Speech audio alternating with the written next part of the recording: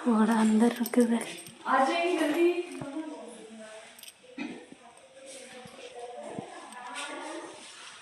आप में से कोई तो पहले आ चुके होंगे। मैं आप आ चुके हैं। हम तो पहली बार आए हैं।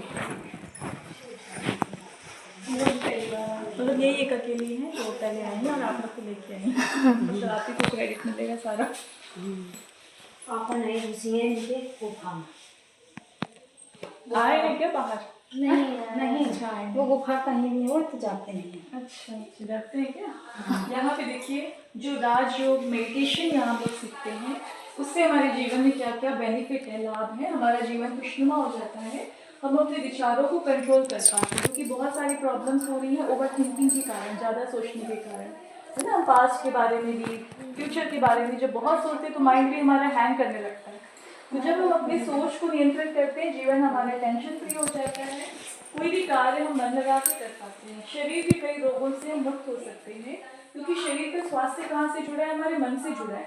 सोच अगर हमारी अच्छी है, पॉजिटिव है, हम हर एक का अच्छा सोचते हैं, ईश्वर से कनेक्ट हैं, इधर दिखाया घर का वातावरण भी अच्छा हो जाता है, पॉजिटिव हो जाता है। सोच अगर हमारी निगेटिव है तो इधर दिखाया घर का वातावरण भी बिगड़ जाता है। बड़े भी लड़ रहे हैं, बच्चे भी, जानवरों को भी लड़ते हुए दिख रहे हैं। मतलब एक सोच का ही प्रभाव है जो पूरा वातावरण भी उसकी इफेक्ट में आ जाता है। यहाँ पे देखिए शरीर का पिता जैसे शरीर जैसा देखने में आता है। अगर हम आत्मा है ना, आत्मा की दृष्टि से देखें तो आत्मा का पिता कैसा होना चाहिए? वो भी आत्मा जैसा होना चाहिए।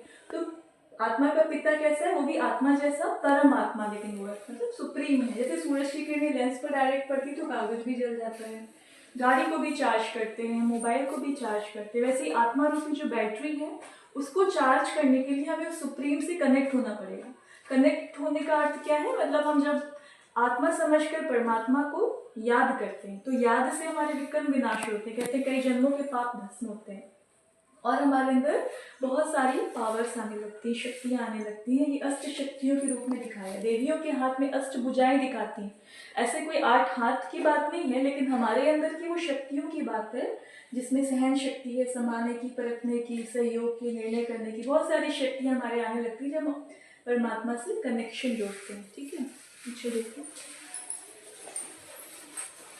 यहाँ दिखा गया है कि भारत में एक ऐसा समय था, गोल्डन एज, जहाँ देवी देवता रहते थे, वहाँ सुख शांति थी, पवित्रता थी, वहाँ कोई दुख नहीं था। मतलब सर्वगुण संपन्न आत्मा थी, आत्मा रूपी बैटरी फुल चार्ज थी। धीरे धीरे संगम युग था, सत्ययुग में लिखा है सत्ययुग। तो धीरे धीरे कलाएं फिर कम हो जाती हैं। सत्ययुग से त्रेता, द्वापर, कलयुग, फिर से ऐसी दुनिया आने वाली, सतयुगी दुनिया। अभी जो समय चल रहा है वो है संगम युग, जो बहुत तीव्र गति से परिवर्तित हो रहा है, जिसके लिए हमें पूर्व तैयारी करनी है। तो क्या करना है? समेटना है। मतलब कि जब जर्नी में हम जाते हैं ना, पूरे घर का सामान नहीं ले जाते, जरूरत की चीजें ले जाते हैं। वैसे जीवन की अंतिम यात्रा में हमें अभी मन के संकल्पों को, ना, विचारों को समेटना है। किसी के साथ अकाउंट को बढ़ाना नहीं, लेकिन सेटल करना है, आगे बढ़ना है, बिंदी लगाना है, फुल स्टॉप, आगे बढ़ो, है ना। क्योंकि हमें ऐसी दुनिया में जाने के लिए तैयारी करनी है, खुद को लायक बनाना है। वो यहाँ दिखाया आगे।